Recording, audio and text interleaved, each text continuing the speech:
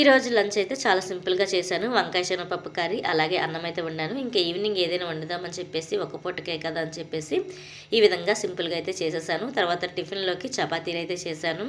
ఇంకా పిల్లలు మా హస్బెండ్ వెళ్ళిపోయిన తర్వాత నేను గులాబ్ జామున్స్ అయితే చేశానండి. ఎందుకంటే మెహందీ క్లాసెస్ లాస్ట్ డే కదా అని చెప్పేసి అందరూ ఏదో ఒక ఐటెం తీసుకొచ్చుకోవాలి అనుకున్నాము. నేనైతే గులాబ్ జామున్స్ అయితే చేసి తీసుకెళ్తున్నాను. అందుకోసం ఇక్కడ గులాబ్ జామున్స్ అయితే చేస్తున్నాను. ఇంకా గులాబ్ జామున్స్ అయిపోయిన తర్వాత నా పనంతా పూర్తి చేసుకొని నా కోసం అయితే నేను ఇక్కడ పరాటా అయితే కాల్చుకుంటున్నాను. నాకు పరాటా అంటే చాలా ఇష్టము. కాకపోతే ఇంట్లో చేయడానికి చాలా టైం టేకింగ్ కదా అని చెప్పేసి మన డీమార్ట్ వెళ్ళినప్పుడు అక్కడ కాయిన్ పరాటాస్ అని ఉంటే తీసుకొచ్చుకున్నాను. ఇంకా ఇవి కాల్చుకొని మనం చేతితో కనుక ఒత్తుకుంటే మనకి లేయర్స్ లాగా వస్తుంది. టేస్ట్ కూడా చాలా బాగుంటుంది. ఎప్పుడో మంత్లీ ఒకసారి అయితే తెచ్చుకుంటాము, ఎక్కువగా తీసుకొని రాము. ఇంక ఇందులోకి నేను చికెన్ వేసుకొని అయితే తినేసాను.